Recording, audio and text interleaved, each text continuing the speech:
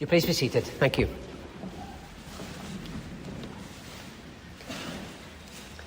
Well, I think most mothers will identify with Martha from that account in Luke's Gospel. And after my wife's hip operation earlier this year, I think I do a little bit too. Just a little bit. First, for 6 weeks, I had to do all the cooking. Well, me and McDonald's. And so I quite quickly found just how really, really hard it is. And it is really hard. I'm full of admiration. I also discovered that it's most definitely not the thought that counts when the tea is being cremated. And another thing I learned is how, let's say, all-consuming cooking is. It's amazing. It can really take you out of what's happening elsewhere in the house. So if a family is down or a friend is called by, you find that you're going to miss large chunks of the conversation, what's going on, because you're cut off in the kitchen. Well, at least in my house, we don't have one of those kitchen diners. The kitchen is separate from the rest of the house. And so when Luke describes Martha as distracted with much serving, I get it. I really get it. I'm sure you do as well.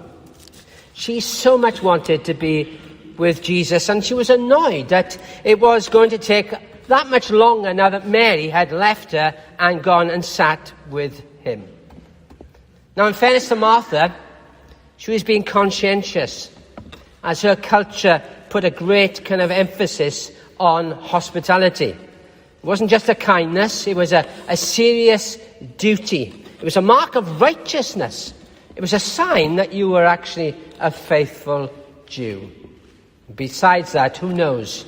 You may be entertaining angels unaware. But on this occasion, there was something Jesus wanted her to learn, something very important, and it's this, that first things need to come first. First things need to come first. Martha, Martha, you are anxious and troubled about many things, but one thing is needful. And Mary has chosen the good portion, which will not be taken away from her. Now, I don't know if it's me, but I think perhaps Jesus is making a kind of a gentle play on words here. The expression good portion can be used of a share of a meal. And so Martha is busy preparing food while Jesus is offering us something even better. Not simply a share of a meal, but a share of himself. In other words, he was the main course. And so what he's saying to her is, Martha, leave your meal for later. We can come back to that. Just come and enjoy the one that I've prepared for you. Come and sit with me and with Mary.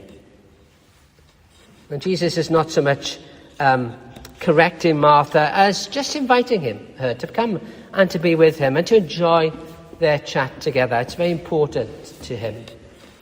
And I think it's an important principle here for all of us as Christians, and that is that time with Jesus needs to come first before work for Jesus.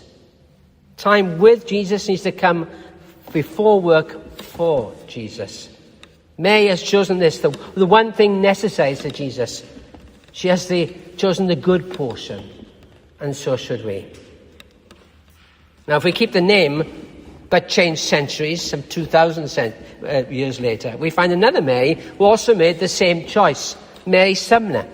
And she learned it, we are told, as many do, from her mother's example. In her diary, she refers to her mother as the angel of the house to us all. It's a lovely way of speaking about mum, isn't it? And she goes on and writes about her that she gave herself up in heart and life to the service of Jesus Christ.